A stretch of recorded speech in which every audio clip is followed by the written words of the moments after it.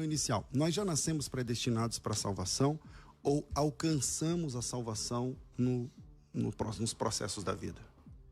Eu acho que a salvação ela é um processo, a predestinação ela é bíblica, a eleição ela é bíblica. A diferença é que eu acho que a predestinação ela é condicionada à igreja e a eleição a indivíduos. Então a igreja ela é predestinada. Ela é predestinada, ela já tem um destino definido, ela é um organismo já definido e tem com um destino predestinação definido. Corporativa. Isso, predestinação corporativa. No caso, o ser humano, para atingir a salvação, eu acredito que ele precisa passar por um processo.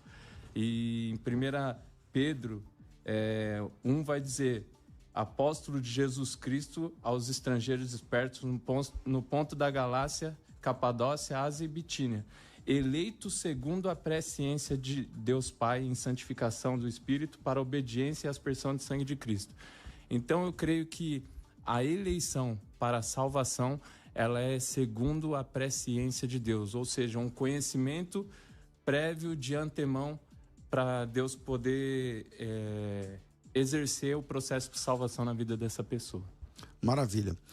Reverendo Marcos, bom, vamos lá, sua opinião inicial sobre esse tema. Já nascemos predestinados à salvação ou alcançamos a salvação durante os processos da vida?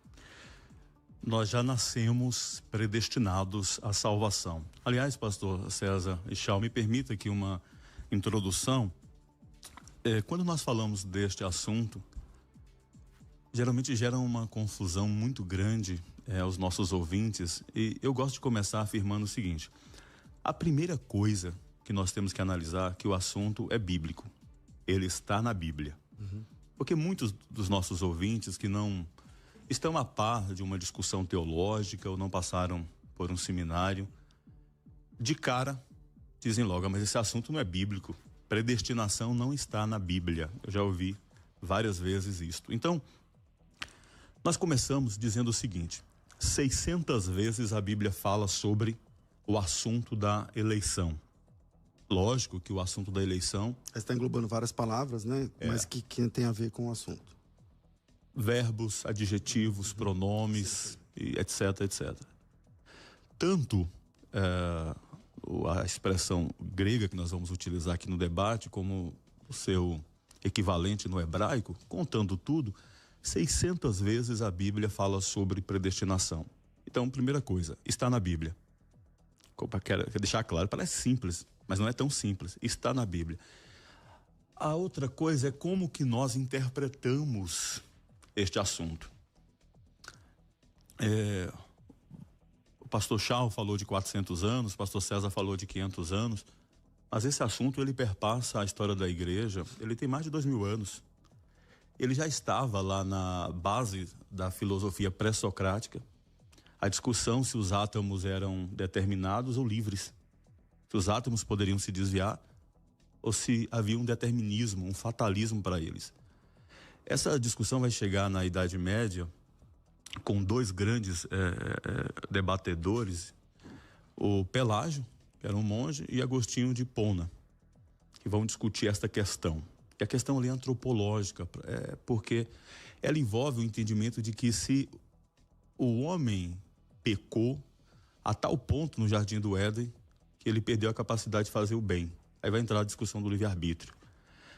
Depois ela vai chegar no início da modernidade com a discussão entre os calvinistas e arminianos, principalmente depois da morte de Jacobus Arminius em 1610, quando os discípulos de Armínio escrevem e vão confeccionar para ele um atributo. E aí nós vamos ter, em resposta a esse atributo, o Sínodo de Dort.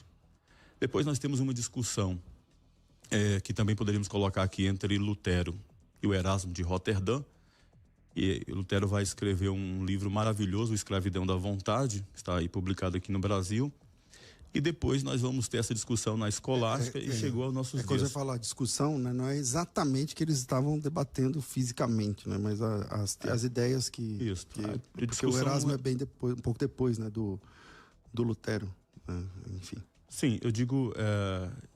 em termos de discussão através de escritos, de análise, né? As ideias que predominavam, é verdade. Exatamente, nesse período.